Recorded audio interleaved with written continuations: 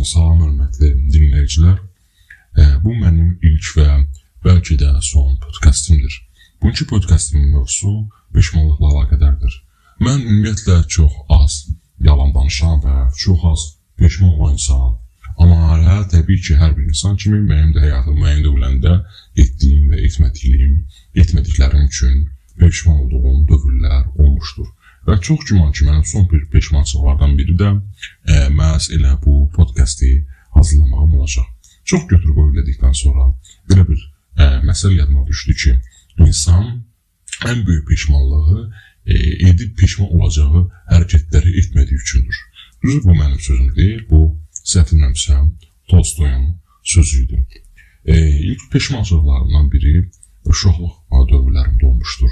Hardasa 14-15 yaşında qanun qaynayan vaxtlarında digər uşaqlar kimi mən də bir qız sevirdim və o qızla münasibətlə müəyyən dövrlərdə yaxşı getsə də evlilik dövrünə çatdıqda münasibətimiz alınmadı və mən həmişə müəyyən müddət idi ki, bəlkə də 15-20 il idi ki, mən o qızı görmürdüm və həmişə içimdə böyüyən bir şübhə, böyüyən bir peşmanlıq var idi ki, bəlkə də o qızla mən daha xoşbəxt ola bilərdim. Ta ki, o qızı bu yaxınlarda gördüyümə kimi.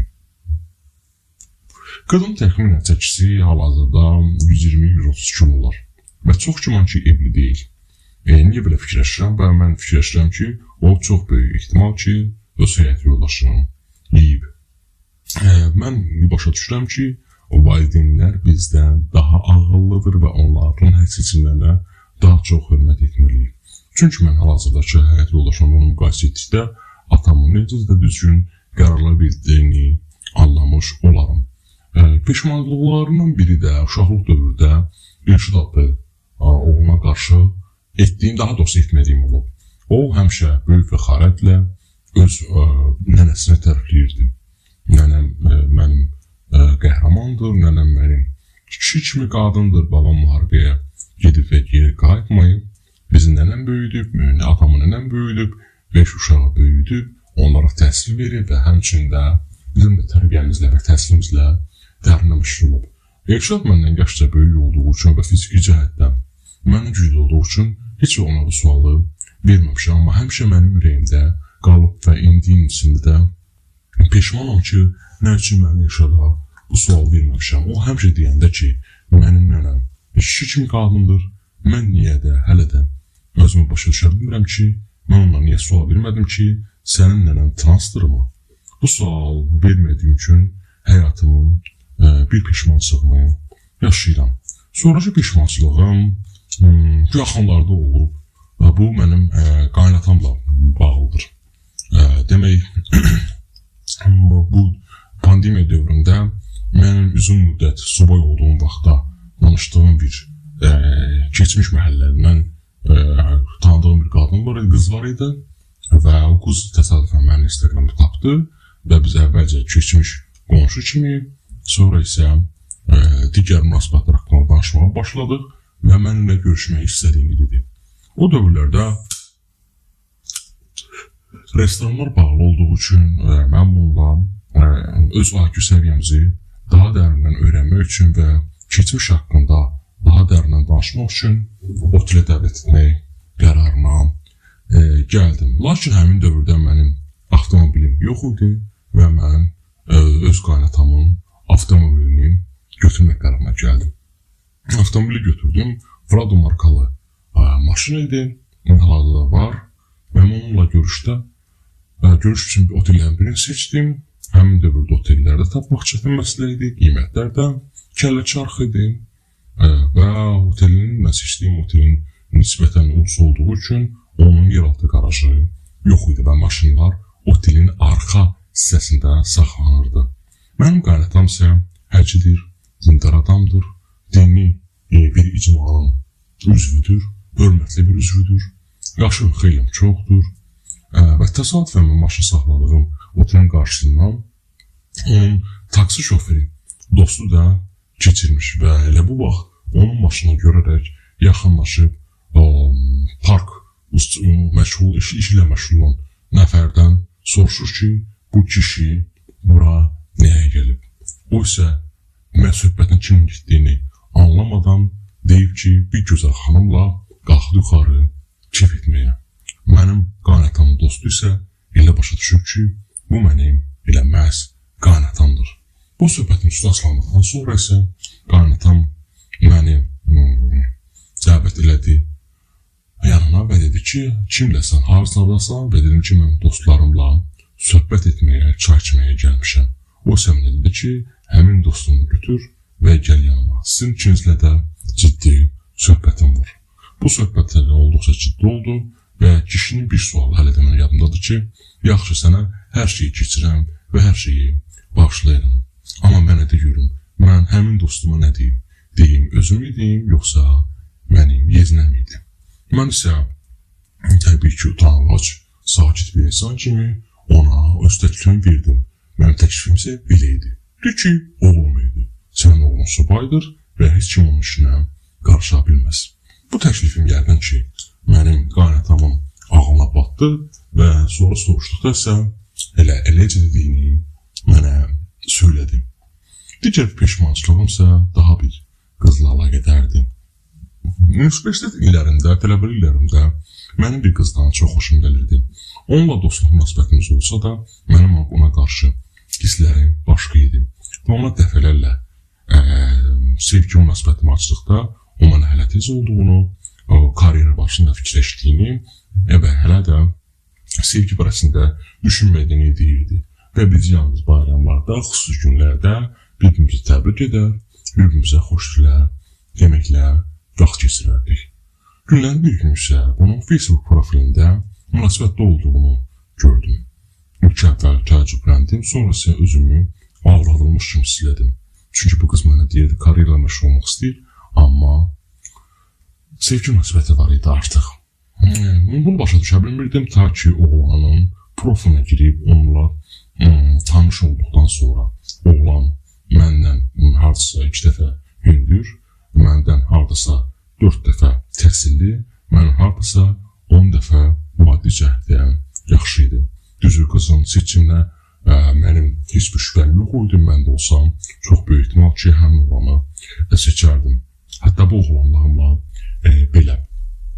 Amma ki, mən də özümü aldadılmış hiss etdiyim üçün bir qız profil açdım və bir qız profilinə 2 ay yaxın gündəlik hadisələri paylaşmaqla daha inandırıcı fake profil olmadığını əmin hiss etdiyim üçün gündəlik paylaşımlar edirdim. Eyni şəkildə bir profildən götürmüş ilişkiləri dəfələrlə paylaşırdım və ta ki həmin o qızın varlı, yaraşıqlı, bədənli dostuna bir gün təsadüfən follow atdım və sonra isə follow çəkdim və mesaj yazaraq ondan üzr istədim ki, təsadüfən olub. Bu oğlan təbii ki, dinç durmadı və mənimlə yazışmağa başladı. Məni qız bilib mənimlə yazışmağa başladı və söhbət axşama doğru və artıq açıq-saçıq şəkillər paylaşmağa gəldi.